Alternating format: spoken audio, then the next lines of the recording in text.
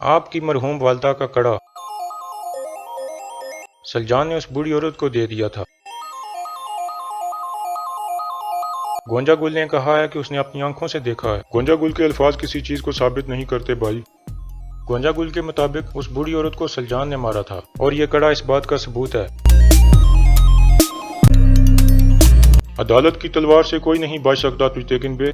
तुर्गत और बामसी क्यों बंधे हुए हैं? यहाँ मैं हिसाब लेने आया हूँ, तुम नहीं अर्तुल बे। मेरा हिसाब सिर्फ अल्लाह ले सकता है तुझतेकिन।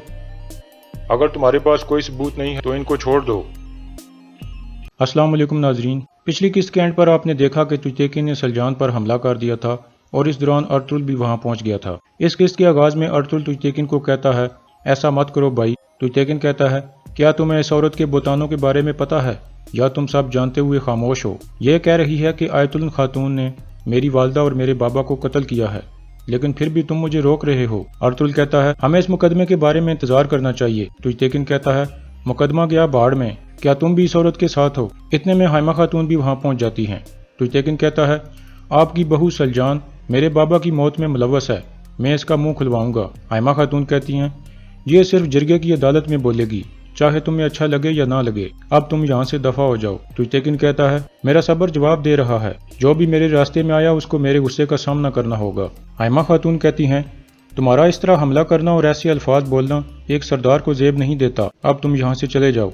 तुझतेकिन कहता है, आप भी इस औरत के साथ हैं। हाइमा खातून कहती हैं, सलजान से हिसाब लेना और इसको सजा देना मेरी जिम्मेदारी है, तुम्हारी नहीं। तुम अपनी हद में रहो। फिर वो सलजान को कहती हैं, तुम अपने खेमे में चली जाओ। इसके बाद सलजान वापस अपने खेमे में चली जाती है। उसके जाने के बाद हाइमा खातून अब्दुर्रहमान को कहती हैं, सलजान के खेमे के बाहर 2 मुहाफिज तैनात कर दो। इसके बाद सब लोग वापस अपने अपने खेमों में चले जाते हैं। इसी दौरान दुआन बानो जिजिक को लेकर कबीले से निकल जाता है। दूसरी तरफ गुंदोगदो हाइमा खातून के पास पहुंचता है और कहता है, सलजान मेरी बीवी है, हमने इतने साल इकट्ठे गुजारे, वो हमारे साथ ऐसा कैसे कर सकती है?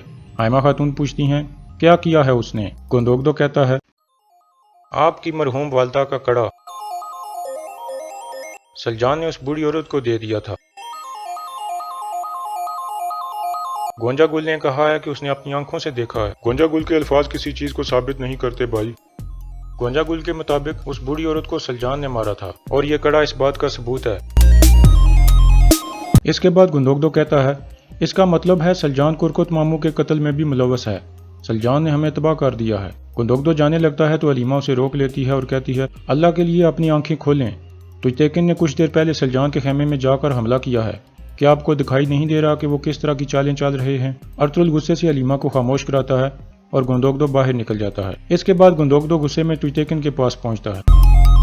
तुझतेकिन, ये तुमने क्या किया है? मेरी बीवी के खेमे में तुम कैसे घुस गए? वो खेमा मेरी इज्जत है, क्या तुम्हें नहीं पता ये? इसके बाद आयतुल बोल पड़ती है और कहती है, तुझतेकिन अपने वालिद के गम में है और अगर तुम इसकी जगह होते तो तुम भी यही करते। फिर तुझतेकिन कहता है, सलजान की जुबान ने जो जहर उगला है उसे शुक्रगुजार होना चाहिए कि वो अभी तक जिंदा है। गुंदोगदो गुस्से से कहता है, अपनी हद में रहो तुझतेकिन, अगर ये मसला है तो उसे सजा देना मेरी जिम्मेदारी है, तुम्हारी नहीं। फिर आयतुल उनके दरमियान आ जाती है और रो कर कहती है, कोई मेरे और कुरकुत के बारे में सोच ही नहीं रहा कि हमारे ऊपर कितना बड़ा इल्जाम लग गया है। फिर गुंदोगदो वहां से चला जाता है और आयतुल बैठकर रोने का ड्रामा करने लगती है। दूसरी तरफ कबीले के करीब अब्दुर्रहमान ने दुआन और बानो जिजिक के लिए 2 घोड़े तैयार किए हुए थे। इतने में वो दोनों वहां पहुंचते हैं और घोड़ों पर सवार होकर रवाना हो जाते हैं। अगले दिन सुबह के वक्त जेल के दोनों मुहाफिज पिंजरे के अंदर पड़े हुए थे और मुकम्मल तौर पर बंधे हुए थे। इतने में तुझतेकिन का एक सिपाही वहां पहुंचता है और मुहाफिज को खोल कर पूछता है, किसने किया ये? मुहाफिज कहता है, दुआन अल्प ने, वो यहाँ आया था और इसके बाद मुझे कुछ याद नहीं है, हम दोनों बेहोश हो गए थे। दूसरी तरफ तुझतेकिन और बाकी लोग नाश्ता करने में मसरूफ थे। इतने में वो सिपाही इजाज़त लेकर अंदर आता है और बताता है, बानो जिजिक जेल से भाग गई है। तुझतेकिन पूछता है, कैसे हुआ ये? सिपाही कहता है, ये सब कुछ दुआन के वहाँ जाने के बाद हुआ है। तुझतेकिन फौरन अर्तुल का नाम लेता है। गुमस्तेकिन कहता है, अब तुम्हें समझ आई है कि उन्होंने जिरगे की अदालत को क्यों मुलतवी किया था? तुझतेकिन सिपाही को कहता है, अगर तुर्गत और बामसी अपने खेमे में मौजूद हैं तो फौरन उन दोनों को गिरफ्तार कर लो।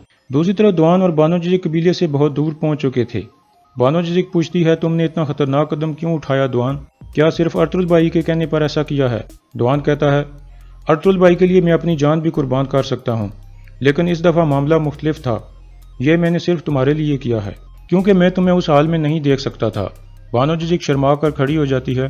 اتنے میں ابن العربی وہاں آ جاتے ہیں اور کہتے ہیں ان کے لیے کوئی موت نہیں جو اپنے پیاروں کے لیے مر جائیں، اور ان کے لیے کوئی غم نہیں جو ظلم کے خلاف کھڑے ہو جائیں، آپ دونوں میرے ساتھ آؤ۔ اس کے بعد وہ دونوں ابن العربی کے ساتھ چل پڑتے ہیں۔ دوسری طرف ترگت اور بامسی اپنے خیمے میں تیار ہو رہے تھے کہ اتنے میں دو درگا کے کچھ سپاہی اندر داخل ہوتے ہیں اور کہتے ہیں باہر جاؤ۔ وہ دونوں باہر جاتے ہیں تو تجتیکن اپنے کچھ سپاہی لے کر وہاں کھڑا تھا اور ترگت سے پوچھتا ہے دوان کہاں ہے؟ ترگت کہتا ہے ہم جب اٹھے تو وہ جا چکا تھا، شاید وہ شکار کرنے چلا گیا ہے۔ پھر تجتیکن بامسی سے پوچھتا ہے دوان کہاں ہے؟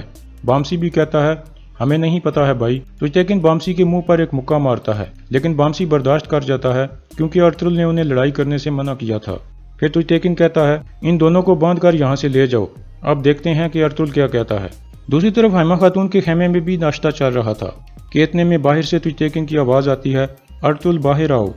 سب اٹھ کر باہر کی طرف جاتے ہیں۔ ارطغرل تجتیکن کے سامنے جا کر کھڑا ہو جاتا ہے۔ تجتیکن کے سپاہی ترگت اور بامسی کو بھی گرفتار کر کے وہاں لے آئے تھے۔ قبیلے کے بہت سے لوگ بھی وہاں اکٹھے ہو جاتے ہیں۔ حائمہ خاتون تجتیکن سے پوچھتی ہیں یہ کیا ہو رہا ہے؟ تجتیکن بلند آواز میں کہتا ہے ارطغرل کے سپاہی دوان نے رات کو میرے بابا کے قاتل کو یہاں سے بھگا دیا ہے، دونوں محافظ اس بات کے گواہ ہیں۔ اس کے بعد ارطغرل کہتا ہے عدالت کی تلوار سے کوئی نہیں بچ سکتا تجتیکن بے، ترگت اور بامسی کیوں بندے ہوئے ہیں؟ یہاں میں حساب لینے آیا ہوں، تم نہیں ارطغرل بے۔ میرا حساب صرف اللہ لے سکتا ہے تجتیکن، اگر تمہارے پاس کوئی ثبوت نہیں ہے تو ان کو چھوڑ دو۔ پھر ارطغرل کہتا ہے اگر ان کا کوئی قصور ہے تو ان کو سزا دینے کی ذمہ داری میری والدہ کی ہے۔ حائمہ خاتون کہتی ہیں ارطغرل صحیح کہہ رہا ہے تجتیکن، تمہیں یاد ہے جب پچھلی بار تم نے ارطغرل اور اس کے سپاہیوں پر الزام لگایا تھا؟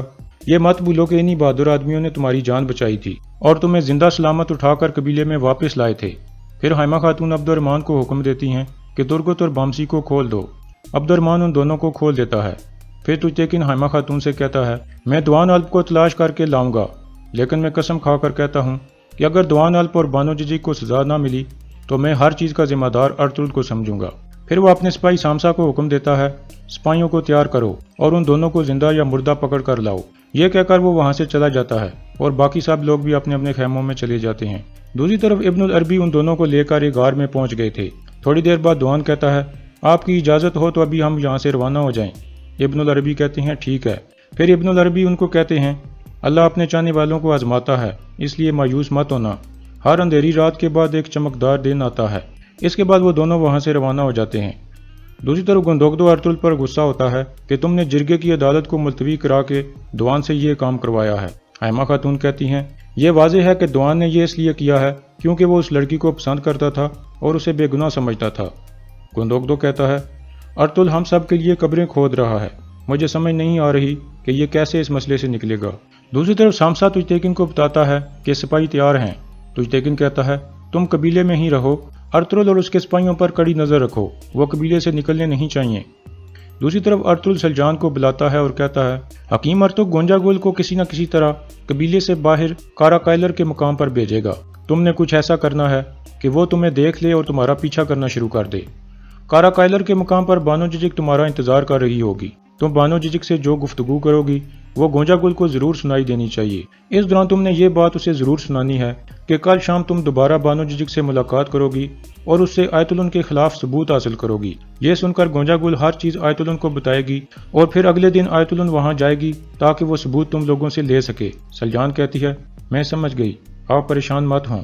حائمہ خاتون کہتی ہیں اگر آیت الن وہاں نہ گئی تو؟ ارطغرل کہتا ہے اگر اسے یقین آ گیا کہ بانو جزک کے پاس قتل کا ثبوت ہے تو وہ ضرور جائے گی والدہ، اور اس دوران سنگر تیکن چھپ کر سلجان کی حفاظت کرے گا۔ دوسری طرف تجتیکن گندوگدو کو کہتا ہے آپ سپاہیوں کے کمانڈر ہو، اس لیے یہ بہتر ہے کہ دوان اور بانو کو تلاش کرنے کے لیے آپ جاؤ۔ گندوگدو کہتا ہے یہ اچھا فیصلہ ہے تمہارا، تم یقین رکھو میں جلد ان کو پکڑ کر لے آؤں گا۔